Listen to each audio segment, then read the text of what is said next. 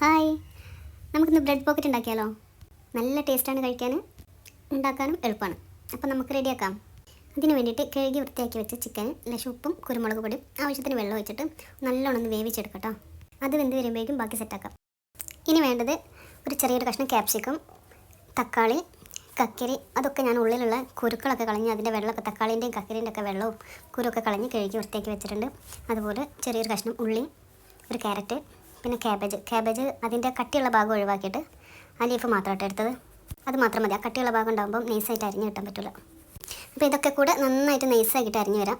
പിന്നെ വേണ്ടത് കുറച്ച് മല്ലിയില വേണം. മല്ലിയില ഇഷ്ടമുള്ളവർക്ക് ഇട്ടാൽ മതി, അത് ആവശ്യമുള്ളവർക്ക് ഇട്ടാൽ മതി, അല്ലെങ്കിൽ വേണ്ട. ഞാൻ ഇടലുണ്ട്, എനിക്കിഷ്ടമാണ്. പിന്നെ ക്യാരറ്റൊക്കെ ഗ്രേറ്റ് ചെയ്തെടുക്കാൻ പറ്റുകയാണെന്നുണ്ടെങ്കിൽ അതായിരിക്കും നന്നാവുക. ഇതെല്ലാം കൂടെ കുഞ്ഞായിട്ട് അരിഞ്ഞ് വെച്ചിട്ടുണ്ട്. അപ്പോൾ ഇനി ഇതൊരു അരിപ്പയിലേക്ക് ഇട്ട് കൊടുക്കാം കേട്ടോ. അരിപ്പയിലൊക്കെ ഒരു ഓട്ടപാത്രത്തിലേക്ക് ഇട്ട് കൊടുക്കുക. കാരണം അതിൽ വെള്ളം ഉണ്ടെങ്കിൽ അതൊന്ന് പോയി കിട്ടാൻ വേണ്ടിയിട്ടാണ്. എന്തായാലും കക്കരിയിൽ നിന്ന് ഉള്ളിൽ നിന്നൊക്കെ എന്തായാലും കുറച്ച് വെള്ളം വരും. അപ്പോൾ അതൊന്ന് മാറിക്കിട്ടാൻ വേണ്ടിയിട്ടാണ്. ഇനി നമുക്ക് വേണ്ടത് മയോണൈസ് റെഡിയാക്കാം. അതിന് വേണ്ടിയിട്ട് ഞാൻ നന്നായിട്ട് തണുപ്പിച്ചെടുത്ത ഓയിലും പിന്നെ പാലും കൂടാണ് കേട്ടോ മിക്സ് ചെയ്യുന്നത്. രണ്ടും പാലും ഓയിലും നന്നായിട്ട് തണുപ്പിച്ചിട്ട് ഒരു അല്ലി വെളുത്തുള്ളിയും കുരുമുളക് പൊടി ഇട്ട് കൊടുത്ത് അടിച്ച് വന്നതാണ് കേട്ടോ. ഉപ്പ് വേണമെങ്കിൽ ചേർക്കുക. നമ്മൾ സലാഡിലേക്ക് ചേർക്കുന്നതുകൊണ്ട് ഞാൻ ഇതിൽ ഉപ്പ് ചേർത്തിട്ടില്ല കേട്ടോ. അപ്പോൾ അത് മയോണൈസ് ഇവിടെ റെഡി ആയിട്ടുണ്ട്. നല്ല ടേസ്റ്റ് കേട്ടോ പാലുകൊണ്ട് അടിച്ചെടുത്ത മയോണൈസ് കഴിക്കാൻ. ഇനി നമുക്ക് എന്താക്കാം, ചിക്കനൊക്കെ വെന്ത് വന്നിട്ടുണ്ട്. അപ്പോൾ അതൊക്കെ ഒന്ന് നല്ലോണം ഒന്ന് പൊടിച്ചെടുത്ത് വരാം.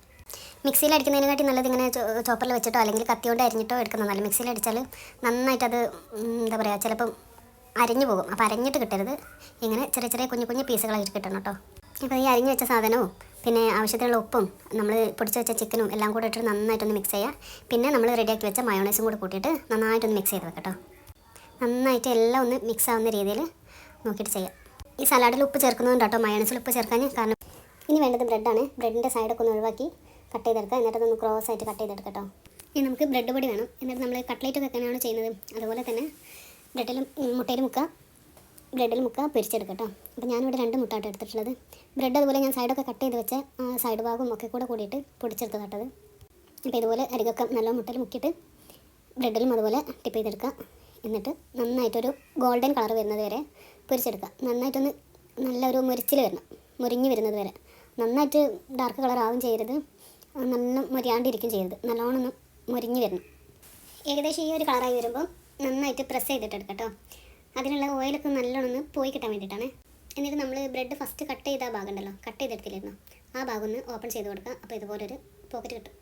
അപ്പോൾ നമ്മൾ നേരത്തെ റെഡിയാക്കി വെച്ച ഫില്ലിംഗ് ഉണ്ടല്ലോ, അത് ആ പോക്കറ്റിലേക്ക് ഫില്ല് ചെയ്ത് കൊടുക്കുക. എന്തായാലും എല്ലാവരും ട്രൈ ചെയ്യുന്നത് സംഭവം തന്നെയാണ്. എന്നാലും ഞാൻ ഉണ്ടാക്കിയതെന്ന് കാണിച്ചു തന്നുള്ളൂ. അപ്പോൾ ഇഷ്ടപ്പെട്ട എല്ലാവരും ലൈക്ക് ചെയ്യുക. ഫസ്റ്റായിട്ട് കാണുന്നവരാണെങ്കിൽ ഒന്ന് സബ് ചെയ്തൊന്ന് കൂട്ടാക്കുക. നമ്മൾ ബ്രെഡ് പോക്കറ്റ് എല്ലാവരും ഒന്ന് ട്രൈ ചെയ്ത് നോക്കുക. എല്ലാവർക്കും ഇഷ്ടപ്പെടും. Okay, by.